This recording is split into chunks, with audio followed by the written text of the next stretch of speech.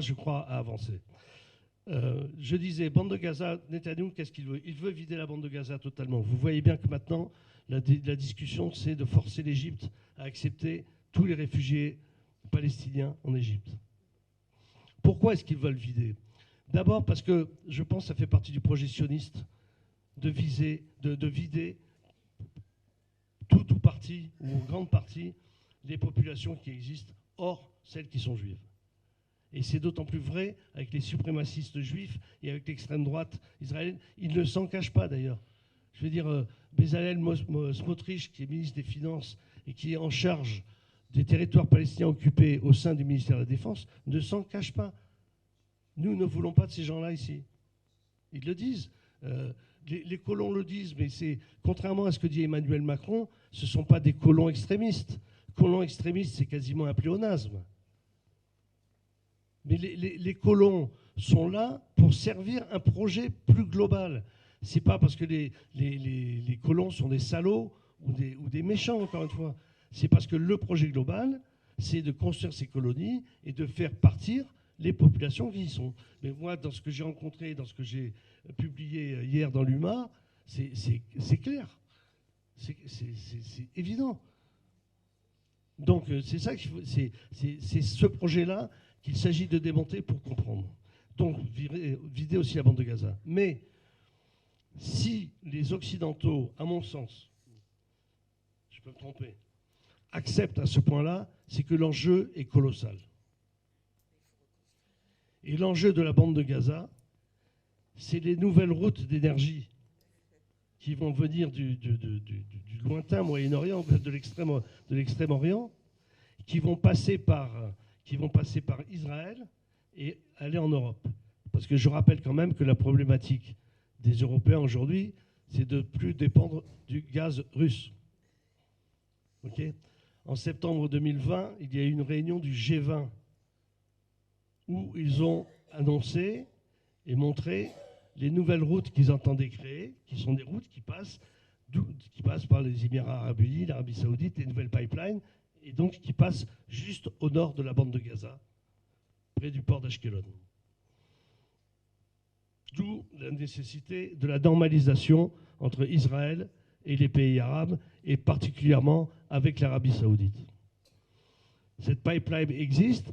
Le géographe français Fabrice Balanche, qui n'est pas de mon bord politique, pour faire comprendre les choses plus simplement, vient de publier une carte où cette pipeline apparaît directement parce qu'elle fait partie des accords secrets qui ont été passés entre Israël et les Émirats arabes unis.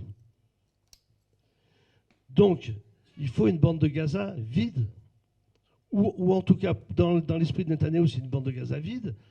Dans l'esprit de Biden, c'est une bande de Gaza avec ce qu'on pourrait presque appeler un gouvernement de Vichy, ou en tout cas des gens qui ne vont pas déranger. D'autant plus qu'au large de la bande de Gaza, il existe une poche de gaz aussi. Et que les discussions avaient lieu entre Israël, l'autorité palestinienne, voire même le Hamas d'ailleurs, pour l'exploitation de cette bande, de cette poche de gaz qui s'étend jusqu'au Liban.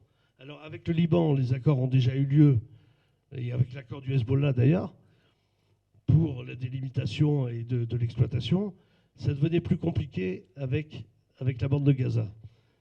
Et donc, il faut soit en finir avec ceux qui dirigent aujourd'hui la bande de Gaza, soit faire en sorte que les choses se passent bien. Mais il y a quand même cette idée que cette pipeline qui passe, il faut qu'elle soit sécurisée. Il faut d'autant plus qu'elle soit sécurisée que bizarrement, en Méditerranée orientale aujourd'hui, les deux seuls ports qui restent sont le port d'Ashkelon et le port d'Haïfa, deux ports israéliens.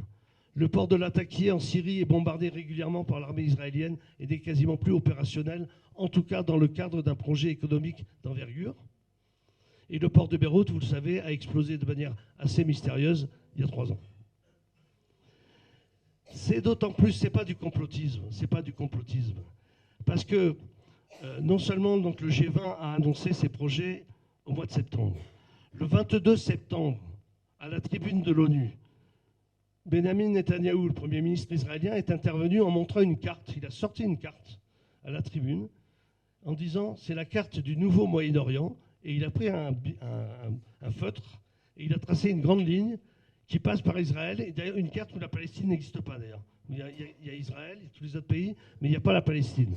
Ce qui donne bien que dans sa tête, l'État palestinien ne va pas exister. Et donc, il trace ce trait qui est un trait énergétique, en quelque sorte.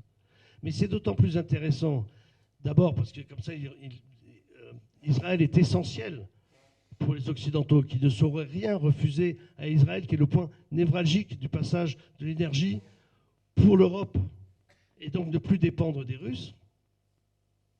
La deuxième, c'est que c'est en compétition avec ce qu'on appelle la nouvelle route de la soie des Chinois, qui, eux, ont des projets aussi de transport énergétique, mais qui passent par l'Iran. Alors vous allez reconnaître les pays qui passent par l'Iran, l'Irak et la Syrie.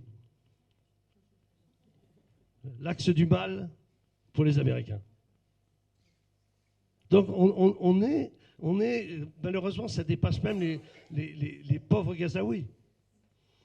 On est dans un projet global de bouleversement du monde qui, seul, à mon avis, explique que les pays occidentaux puissent accepter qu'on soit déjà à 18 000 morts et que très certainement à la fin, on sera à 25 000 ou 30 000 morts, côté palestinien.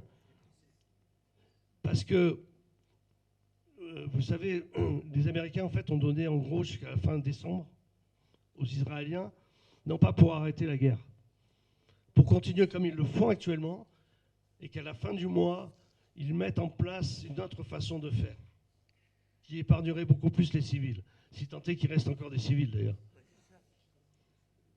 Mais ça, c'est le jeu habituel. Je me souviens en 2006, quand j'étais au Liban, pendant la guerre que menait Israël au Liban, pareil, les Européens disaient à Israël, bon, il faut arrêter, il faut arrêter, il faut arrêter, il faut arrêter, il faut arrêter. Puis le faut arrêter a duré 3 semaines. Jusqu'à ce que ça s'arrête. Et d'ailleurs, petite digression, puisque je suis à ça, c'est après cette guerre du Liban en 2006 qu'Israël a perdu, qu'Israël a mis en place sa stratégie, je sais pas, c'est pas stratégie, c'est son... enfin de Darrié, qui prend son nom dans les quartiers sud de Beyrouth, où se trouvent les populations chiites et le quartier général du Hezbollah, et qu'ils mettent en place aujourd'hui à Gaza, qui consiste à faire le maximum de dégâts et à tuer le maximum de gens. C'est-à-dire, vous pouvez vérifier, c'est élaboré de cette manière-là, pour être sûr qu'il n'y aura pas de réplique et qu'ils ne vont pas prendre de retour sur la figure. Voilà. Donc ça se passe en Gaza.